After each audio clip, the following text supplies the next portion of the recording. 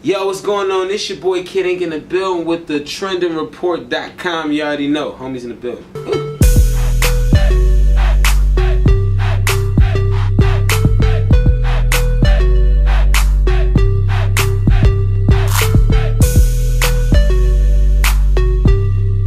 What's up, world? I'm sitting here with the homie Kid Ink.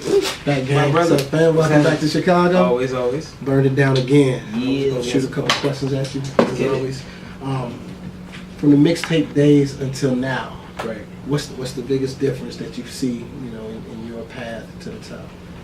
The difference, man, in my path. I feel like, I respect the game outside of the mixtape game now a little bit more probably than I did when I was in the mixtape game. I think when I was doing the mixtapes, of course, when you're doing it independent, you're actually successful at it. You're like, forget everybody. I don't need no help. We're gonna do it ourselves. But I think, for me, even though I have a do-it-yourself mentality, man, it's just a, bigger picture and different things that I wanted to reach and touch. And I felt like, for me, some artists get the chance to actually do that early. And for me, I feel like I was always just a ground-up working guy. I got to take my time and patience with things. So I felt like, for me, to keep that momentum going and sign the label was the right thing and to really do the next steps I wanted to do instead of doing the mixtape independent game and really, which I felt like it was going to take longer. I feel like I wouldn't be in this position now or have that hit record that people were paying attention to without, really attacking it full force and working for it. So, the difference is, man, though, it's like, I definitely got to respect the mixtape game always. I always want to be involved in the internet and releasing music, for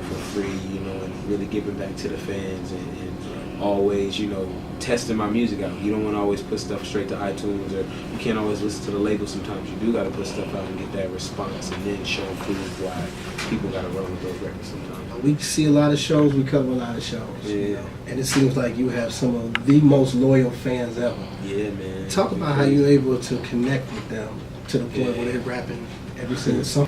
Yeah, man, the best way that I'm able to connect with the fans, man, is really just by paying attention to what they're saying on the comments. Mm-hmm. When I, release music, I'm able to see what they're saying and, really translate it back to me like it's a creative criticism, you know what I'm saying? Like it was somebody, one of my homies telling me about a record. I pay attention to the fans the same way so that, when I'm doing the music, I have more, idea of what's relatable to them, what they want to hear, and I think that's how I connect a little bit more with them because I'm paying attention to them and I know it's not all about me. It's about, making everybody feel like they're part of this movement. And, a lot of times when I do music, I like to say we instead of I, you know what I'm saying? Because it's, everybody a part of the whole situation that's helping me get here. It's not just me doing everything by myself. It's really a full team and, making people feel like they're a part of it, whether it be hitting them back and retweeting and, reposting pictures and liking all their pictures. I feel like those are ways to really keep the fans in tune with what's going on there.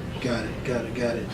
And in regards to the way Ink connects with his fans, I can say you've thrown out more merch than I've ever seen from off the stage. Yeah, man. And did a cold contest where he gave out every single shoe he's worn on the road to a lucky fan who had the dopest pair of kicks in the crowd. That's amazing. Man, that was a first. Like I've thrown shoes before that I've worn in stage shoes, and I usually always throw my stage hat or shirt or something. But I've collected, Reebok helped sponsor the tour, so they sent me so many different pairs of shoes to rock, man, and I've collected just stacks and stacks of stuff that I didn't bring over here, so I got to take it back home. Right. And it was like instead of buying more bags to pack all this stuff in and paying baggage fees, give it to a lucky fan. But you know what I'm saying? You got to have a fly sneaker. And somebody had Yeezys on in the crowd, which I would never wear my Yeezys in the crowd. A million people to step on, so I got to respect that, man. He won at least like 15 pair of Reeboks from Iversons to Sean Kemp's to Emmett Smith's to all kind of stuff, man. What's your favorite part about being on the road? My favorite part about being on the road, man, is like the scenery. Of course, you gotta appreciate seeing new stuff, getting out of your city, and really getting a new visual and really being around people who are just on a different thought process. It kind of makes you think differently because everyone everywhere else, man, is not all the same just because of the cities and just like really some of the cities maybe not having as much money as some cities. Some cities are really clean. Some are really hood. I think I get to appreciate everything all at once being out of LA and kind of, have more ideas and things to write about and, to include in my songs and really translate with just people outside of my original box, I think. And besides that, man, being on the road, of course, with my team, you know what I'm saying? I get to, have a bunch of other people experiencing it with me. It's not just me by myself. So that's always, a good thing for me. And, trying new songs, man. I think the road, I get to try and see what people in the streets are really responding to and not what the radio and what, the bigger business is responding to and what people, only put money behind. You really get to see those songs that people didn't put no money or promotion behind and what those fans really, got from that. And I have a lot of records that I perform that are the best when I perform them, but if, for radio listeners, they would have never known those words, but I got a whole auditorium of people singing the whole song, Yep, that's true. And you got a project coming out with Steve Aoki? Oh, we got, me and Steve, got in the studio. He's working on his new album right now. He just released a new single with Waka Flocka. He got some stuff planned up next, and hopefully, I can get one of those top records. But we definitely working and got some stuff in the works. And shout out Steve Aoki, man, for supporting me, having me be a part of his album. That's nice, man. We can't wait to see what comes out of that, for Yeah. sure. Last question. You a LA guy. Yeah. And you right up on the Clippers. After that craziness that just came out, what were your thoughts on that? Yeah, man, thoughts. It was definitely some craziness. It was all over the place crazy. It was like crazy for him to say those kind of things, and then crazy for me to understand how you could say those kind of things with his girl being black, and then she wasn't gonna tell. It was all weird kind of stuff going on. Like, he was kind of just not thinking. He didn't have his head straight at all.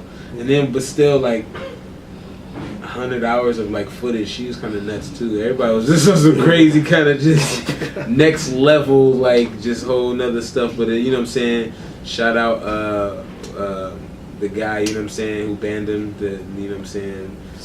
Silva, hip hop's #1, model guy right now. He's everyone's favorite. Everybody wants to go to lunch with that guy right now, I'm sure. But I think the 2.5 million is crazy fine, and they're gonna take the team. I couldn't own a team that I couldn't go to the games and not really be a part of it. It's deeper than just owning it. I think when you own a basketball team, you really have a love for the sport. So it'll be over for that. Good deal, man. Well, hey, I'm Douglas. No fingers up to them. Right on. I'm Douglas. This is the homie Kid. Yeah. TrendingReport.com.